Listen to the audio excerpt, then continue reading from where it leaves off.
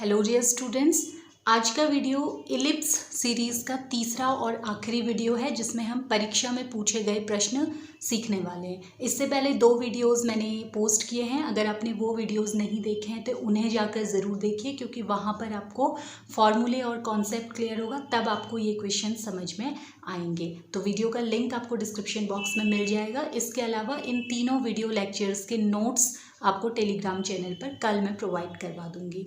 तो अब हम बात करते हैं पिछले 3 सालों में एग्ज़ाम में पूछे गए क्वेश्चंस की। 2020 में जैसे कि एग्ज़ाम नहीं हुए थे, प्रमोट कर दिया गया था, तो 2019 में 10 मार्क्स का, 2018 में 6 मार्क्स का और 2017 में 12 मार्क्स का केवल इलिप्स से पूछा गया है। तो छोटा सा वीडियो है, छोटा सा टॉपिक है, बहुत ज़्यादा फॉर्मूले नहीं है और इतना सा पढ़ के आपके 6 से 10 मार्क्स तक आपके बन सकते हैं। तो आप अच्छी तरह से इस टॉपिक को सीख लीजिए।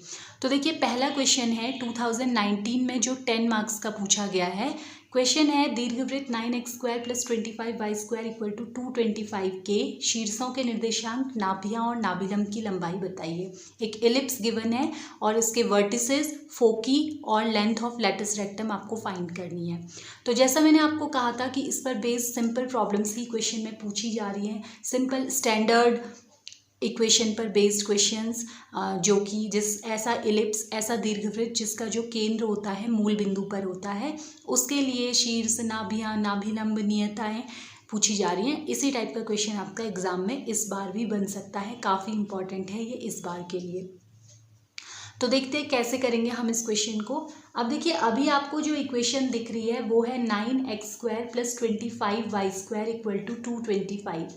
अब आपको लग रहा होगा कि आपने तो जो इलिप्स की इक्वेशन पढ़ी थी वो थी x² / a² + y² / b² = 1 type की।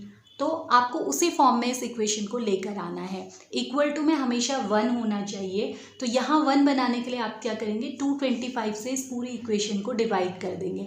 तो ये आपका बन जाएगा 9x² / 225 + 25y² / 225 = 225 / 225। अगर आप पूरी इक्वेशन को, यानी कि LHS और RHS को 225 से डिवाइड करते हैं तो क्वेश्चन चेंज होने वाला नहीं है, आपका क्वेश्चन वही रहने वाला है।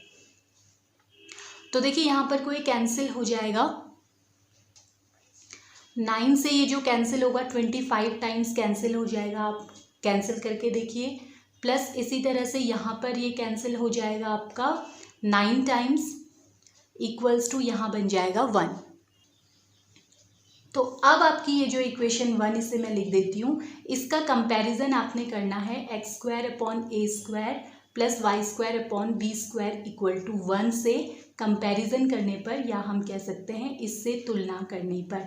तो यहाँ पर एक इम्पॉर्टेंट चीज़ होती है, आपको ध्यान देना होता है कि x के अपॉन में ग्रेटर नंबर है या y के अपॉन में ग्रेटर नंबर है। अगर x के अपॉन में ग्रेटर है तो x² / a² + y² / b² = 1 बनेगी इक्वेशन। अगर y के अपॉन में, मान लीजिए 25 यहाँ होता, 9 इधर होता, तो जिसके अपॉन में ग्रेटर है उसके अपॉन में a² आता है, उस समय हमारी इक्वेशन बनती x² / b² + y² / a² = 1। ये चीज़ें मैंने आपसे पिछले वीडियो में डिस्कस की थी। तो इससे जब आप कंपैरिजन करेंगे तो आपका a² = 25 आ जाएगा और यहाँ से आप a = √25 लेंगे, यानी कि a = 5। यहाँ पर हम ये length of semi major axis, अर्ध दीर्घ अक्ष की लंबाई लेते हैं, तो लंबाई की वजह से हम हमेशा इसकी पॉजिटिव वैल्यू लेते हैं, अदरवाइज -5 भी हो सकता था। इसी तरह से b² = 9 होगा, तो यहाँ से जब आप b = निकालेंगे तो √9, यानी कि b = आ गया 3। तो जो मेन काम है वो सिर्फ यही है, a और b निकालना। इससे आगे आप देखेंगे कि कितनी आसानी से आपसे जो भी चीज़ें पूछी गई हैं वो आप फाइंड कर सकते हैं। तो सबसे पहले पूछा गया शीर्ष के निर्देशांक। तो यहाँ पर आपको फॉर्मूला आना चाहिए। शीर्ष के निर्देशांक यानी कि जो कोऑर्डिनेट्स ऑफ वर्टेक्स होंगे वो क्या हो जाएंगे आपके, इस केस में होते हैं +-a, 0। तो शीर्ष के निर्देशांक +-a, 0, तो ये आपका आ गया +-a की वैल्यू आई थी 5, 0। बस आपका एक आंसर आ गया है। उसके बाद पूछी गई है नाभियाँ, जिसे हम इंग्लिश में कहते हैं फोकी, और शीर्ष को हम कहते हैं वर्टेक्स। तो फोकी जो होता है, फोकी का फॉर्मूला होता है +-ae, 0।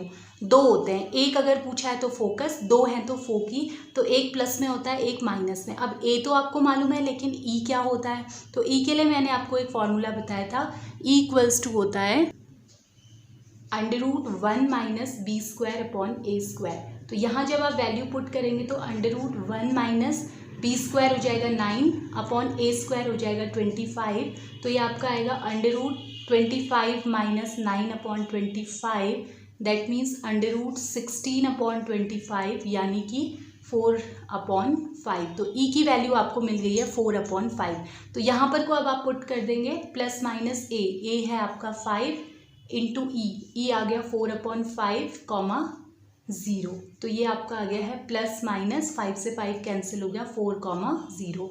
बस ये आपके फोकी यानी कि नाभियाँ आ चुकी हैं। तो ये आपकी फोकी आ गई, यहाँ पर हमने शीर्ष निकाल लिया था। अब तीसरी चीज़ इसने पूछी है नाभिलंब की लंबाई यानी कि लेंथ ऑफ लेटस रेक्टम। तो इसका क्या फॉर्मूला बताया था, फॉर्मूला याद होना बहुत ज़रूरी है। फॉर्मूला याद है तो आप देख रहे हैं कि ऐसा कुछ भी नहीं है कि ये क्वेश्चन आपसे 10 मार्क्स का ना बन पाए, बहुत ही आसान question. Length of latus rectum के लिए मैंने फॉर्मूला बताया था 2b² अपॉन ए।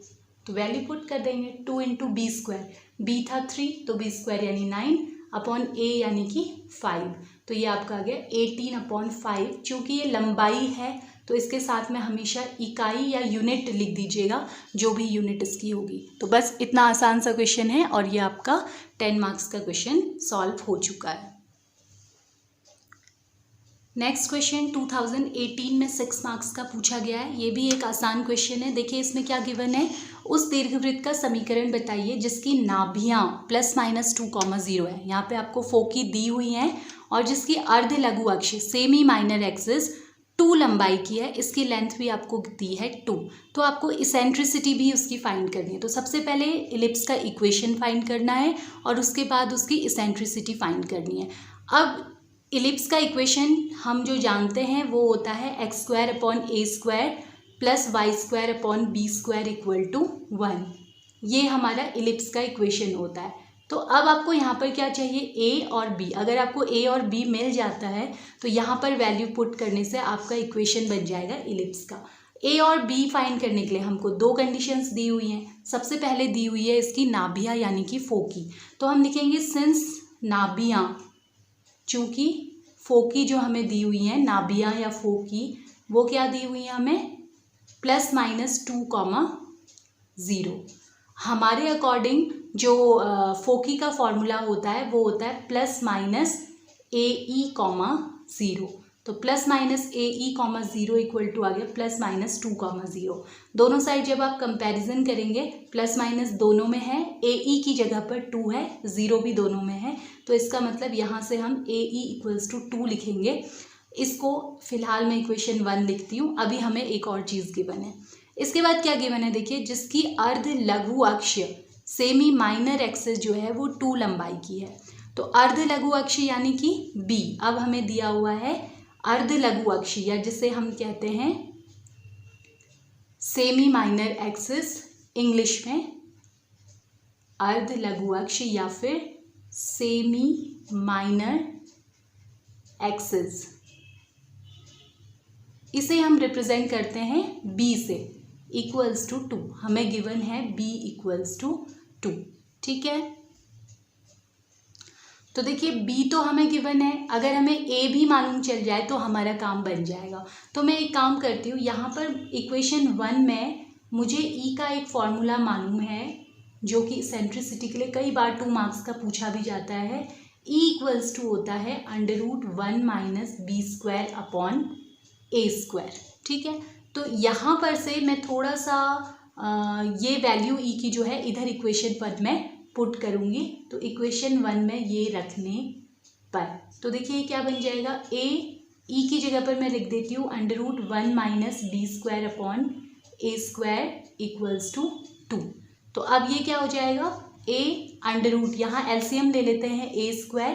तो a² एलसीएम लेंगे तो हमारा यहाँ पर बन जाएगा a² minus b² equals to 2, या ये हो जाएगा a A square minus B square upon ये स्क्वायर अंडर रूट से बाहर आएगा तो ए बन जाएगा, ए से ए कैंसिल हो गया, इक्वल्स टू 2। तो हमें मिल गया है under root A square minus B square equal to 2। अब मैं क्या करती हूँ, ये अंडर रूट यहाँ से अगर हटाऊंगी, या आप ये भी समझ सकते हैं दोनों साइड स्क्वायर करूँगी तो यहाँ तो इसका स्क्वायर होने से अंडर रूट हट जाएगा और यहाँ 4 आ जाएगा। तो ए स्क्वायर माइनस बी स्क्वायर की वैल्यू है मेरी 4 इक्वल्स टू 4। तो ए स्क्वायर इक्वल टू ये 4 इधर चला जाएगा 8, या ए इक्वल्स टू अंडर रूट 8, यानी कि ए इक्वल्स टू आ जाएगा 2√2। तो देखिए, इसलिए जो दीर्घवृत्त का समीकरण बनेगा, ए आपको मालूम चल गया है, बी आपको मालूम है, इसलिए दीर्घवृत्त का समीकरण, तो दीर्घवृत्त का समीकरण है हमारा X square upon A square plus Y square upon B square equals to 1। तो दोनों की वैल्यूज़ यहाँ पर पुट कर देंगे, x square upon A square यानी यहाँ पर निकाला हुआ है हमने, सीधे डायरेक्ट इसको लिख सकते हैं, ए 2√2 आ रहा है, इसका स्क्वायर करेंगे तो 8 आ जाएगा, plus Y square upon B square, B 2 given था तो बी स्क्वायर यानी 4 इक्वल्स टू 1। तो ये हमारी इलिप्स की इक्वेशन आ गई है। अब इसमें एक चीज़ और इसने कही थी कि इसकी उत्केंद्रता यानी इसेंट्रिसिटी भी फाइंड करनी थी, यहीं पर कर देती हूँ मैं थोड़ा सा जगह बनाकर। तो देखिए यहाँ पर वैल्यू रख देते हैं अब ए की, since A E equals to 2 given था, ए हमें मिल गया 2√2, तो ए की जगह 2√2 रख देंगे, ई इक्वल्स टू 2, ये से 2 से 2 1 टाइम्स कैंसिल हो गया, √2 ई इक्वल्स टू 1, या फिर E equals to 1 upon under root 2।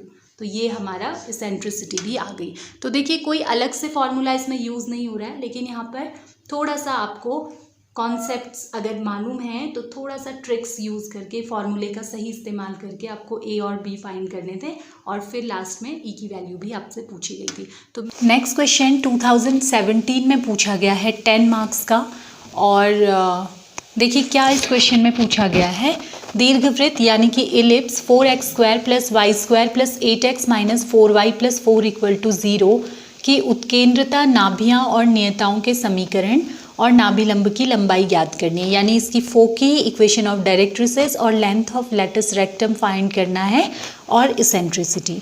तो देखिए जो न्यू सिलेबस आप लोगों का रिवाइज्ड हुआ है उसमें खास तौर पे ये बात मेंशन की गई है कि सिंपल प्रॉब्लम्स ओनली।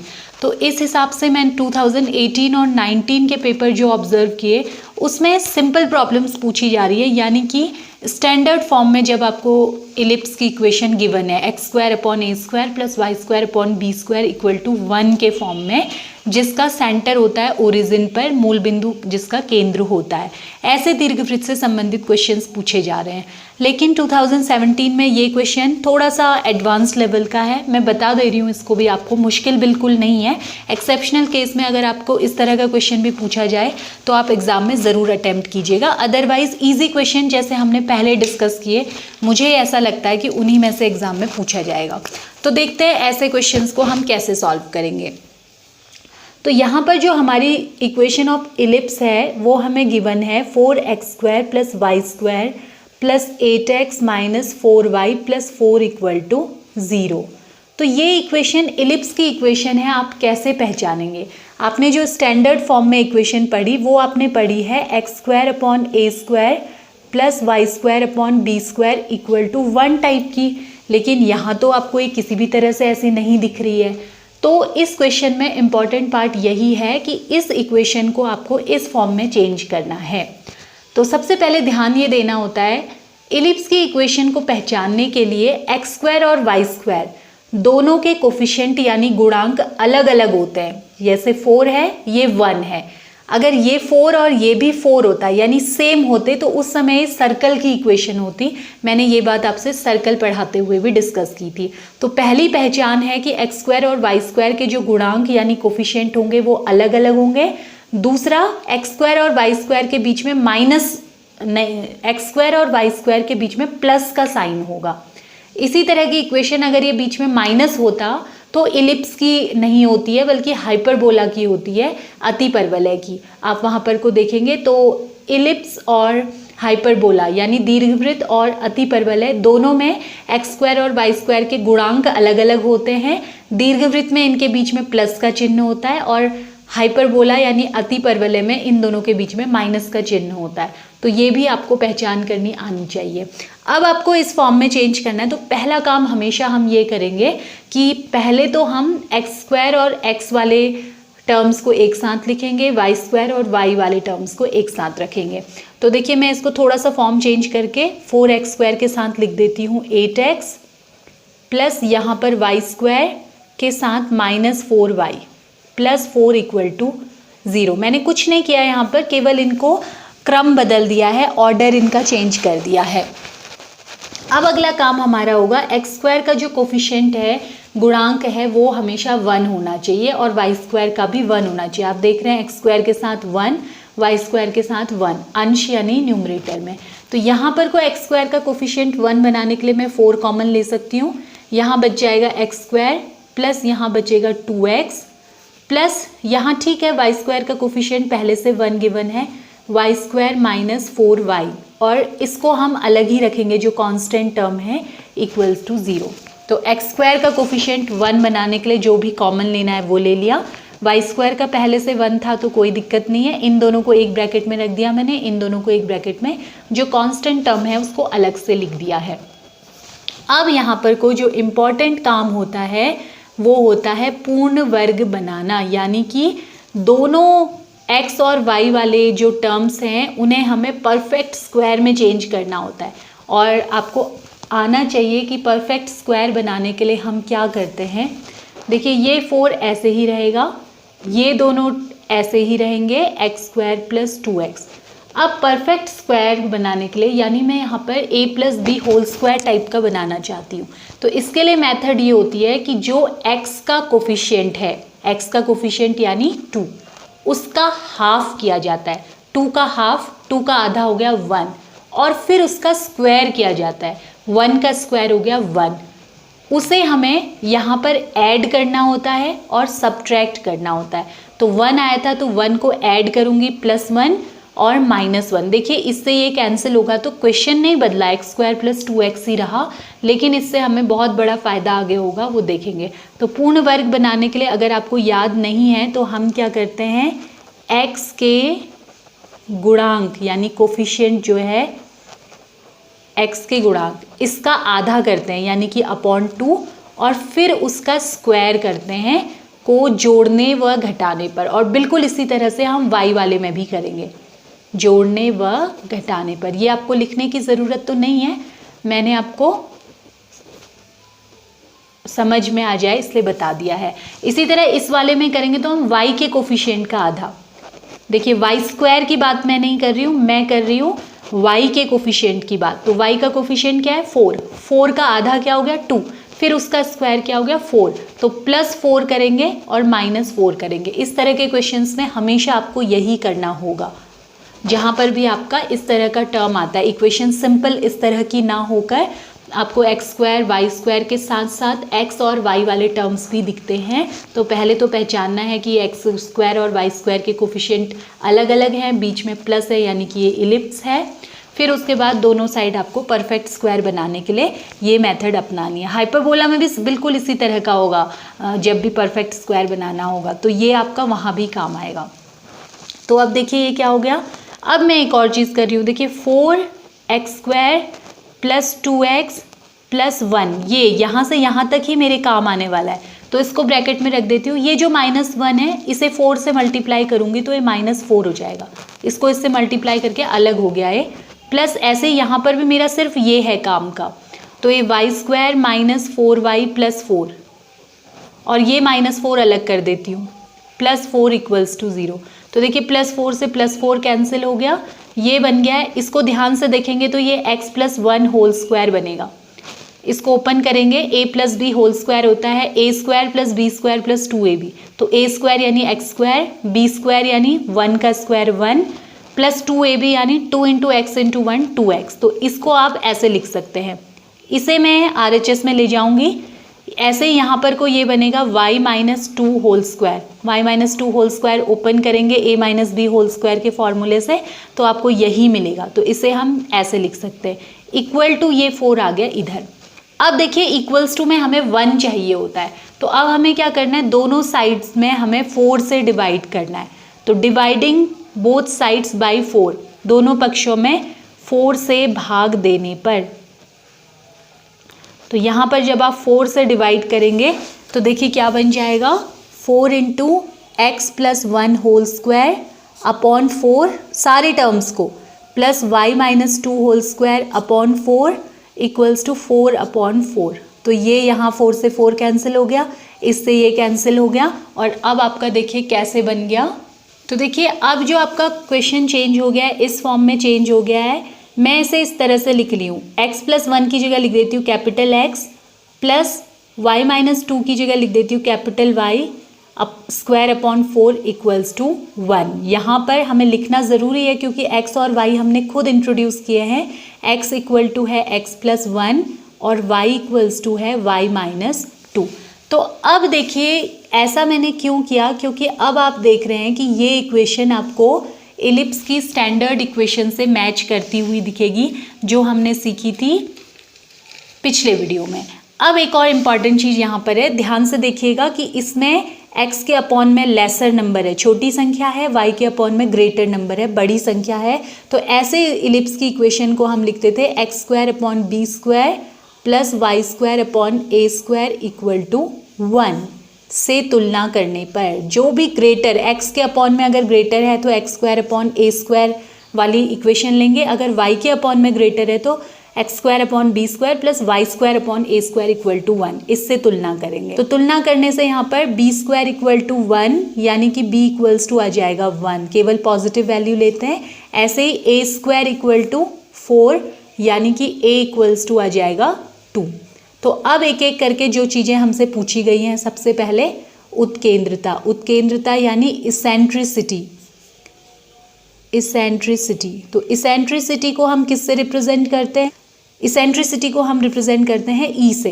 तो E इक्वल्स टू हो जाएगा, E equals to under root 1 minus B square upon A square. That means under root 1 minus B square हो गया आपका 1 का स्क्वायर 1 ही आएगा, अपॉन ए स्क्वायर यानी 2 का स्क्वायर 4। तो ये आएगा अंडर रूट 4 माइनस 1 हो जाएगा एलसीएम लेने पर, अंडर रूट 3 अपॉन 4 यानी कि अंडर रूट 3 अपॉन 2। तो ये आपका पहला आंसर आ गया, E equals to under root 3 upon 2। तो अब बिल्कुल इसी तरह से दूसरी चीज़ हमसे क्या पूछी गई है, दूसरे को हमसे पूछा है इसमें नाभि के निर्देशांक, नाभि के निर्देशांक यानी कि फोकस, बल्कि नाभियों के लिखा है यानी कि आपको दोनों focus, that means foci, plural होता है, फोकी निकालना है। तो इसके लिए हमारा फॉर्मूला होता था x, y इक्वल्स टू, अभी वर्टिकल एलिप्स है तो 0, प्लस माइनस ए ई। अगर हॉरिजॉन्टल होता X square upon A square plus Y square upon B square equal to 1 के फॉर्म में होता तो प्लस माइनस। तो देखिए यहाँ पर को हमने कैपिटल X और कैपिटल Y लिया है, इसलिए यहाँ पर मैंने कैपिटल X और कैपिटल Y लिखा हुआ है। जो सिंपल वाली इक्वेशन होती थी उसमें आप direct 0, plus minus a e ले सकते हैं, वो स्मॉल x और स्मॉल y की वैल्यू होती थी। अब यहाँ पर को capital X equal to 0, capital X equal to 0 और capital Y equal to plus minus a e. तो कैपिटल X की वैल्यू क्या थी, देखिए x प्लस 1 थी, x प्लस 1 इक्वल टू 0, और कैपिटल Y की वैल्यू क्या थी, y माइनस 2। तो y minus 2 equal to plus minus a कितना है हमारा 2 इंटू ई कितना है √3 अपॉन 2। तो ये 2 से 2 कैंसिल हो जाएगा, ये इधर जाएगा x इक्वल टू -1 और यहाँ पर आ जाएगा y minus 2 equals to plus minus √3 यानी कि y इक्वल्स टू आ जाएगा आपका प्लस माइनस √3, ये इधर आ जाएगा तो प्लस 2। तो अभी जो आपकी नाभियाँ यानी कि फोकी आएंगी वो आएंगी -1, प्लस माइनस √3 प्लस 2, ये होंगे आपके नाभि यानी कि फोकी। नेक्स्ट पूछा हुआ है नियता का समीकरण। नियता का समीकरण यानी कि डायरेक्ट्रिक्स जो होती थी हमारी, या 2 होती है तो डायरेक्ट्रिसेस हम लिखेंगे नियताओं का समीकरण। तो नियताओं के समीकरण का फॉर्मूला वर्टिकल इलिप्स के लिए होता था y equals to plus minus a upon e. तो यहाँ पर अब कैपिटल वाई होगा, ध्यान दीजिएगा, यहाँ होगा कैपिटल वाई। तो कैपिटल वाई की वैल्यू हमारी क्या थी, Y minus two equals to plus minus a की जगह रख देंगे हम 2 अपॉन ई की जगह रख देंगे √3/2। तो ये जब ऊपर जाएगा तो y minus two equal to plus minus ये हो जाएगा प्लस माइनस 2 × 2/√3। तो यहाँ पर ये बन जाएगा प्लस माइनस 2 × 2 हो गया 4/√3, या फिर ये 2 इधर ट्रांसफ़र हो जाएगा तो y equal to plus minus 4/√3, ये +2 बन जाएगा इधर जाके। तो ये आपका अभी आएगा नियता का समीकरण, प्लस लेने पर एक नियता का समीकरण, माइनस लेने पर दूसरी नियता का समीकरण। तो दो नियताएं, दो डायरेक्ट्रिसेस होती हैं, उनके इक्वेशन आ जाएंगी आपकी यहाँ से। पॉइंट इसमें पूछा हुआ था नाभिलंब की लंबाई यानी कि लेंथ ऑफ लेटस रेक्टम, जिसका फॉर्मूला होता है 2b² तो यहाँ पर 2b की वैल्यू थी 1 का स्क्वायर अपॉन a आया था आपका 2, तो ये हो गया 2 × 1/2, यानी 2 से 2 कैंसिल हो जाएगा तो 1। इसके साथ आपको हमेशा इसकी यूनिट लिख देनी चाहिए, 1 इकाई या 1 यूनिट आप इंग्लिश में लिख देंगे। तो यहाँ पर कोई 10 मार्क्स का क्वेश्चन आपको बन रहा है, ये थोड़ा सा पिछली प्रॉब्लम्स की कंपैरिजन में आपको थोड़ी ज़्यादा मेहनत इस क्वेश्चन में करनी पड़ेगी। मैं मुश्किल तो नहीं कहूँगी, बस ध्यान ये रखना है कि यहाँ पर को कैपिटल X और कैपिटल Y लेने हैं, तो आपको देख लेना है कि आपने कैपिटल X और कैपिटल Y किसे माना है। एक और क्वेश्चन यहाँ 2 मार्क्स का पूछा गया है, जो सिंपल B, E और A में रिलेशन पूछा गया है, E इक्वल्स टू √1 - b²/a²। तो ये आपसे 2 मार्क्स का क्वेश्चन पूछा गया है। एक सिमिलर क्वेश्चन मैं आपको होमवर्क दे रही हूँ, आप इसको सॉल्व करने की कोशिश कीजिएगा। आंसर क्या आया मुझे बताइए, और कोई डाउट्स या कन्फ्यूज़न हो तो आप मुझसे पूछ सकते हैं। जहाँ तक मुझे लगता है सिंपल जो स्टैंडर्ड फॉर्म वाले क्वेश्चन हैं वही आपसे एग्ज़ाम में पूछे जाने चाहिए, लेकिन एक्सेप्शनल केस में अपनी तैयारी को और अच्छी बनाने के लिए आप इस तरह के क्वेश्चन भी सॉल्व कीजिएगा। तो मिलेंगे नेक्स्ट वीडियो में, जिसमें हम स्टार्ट करने वाले हैं पैराबोला यानी कि परवलय। Thanks for watching the video.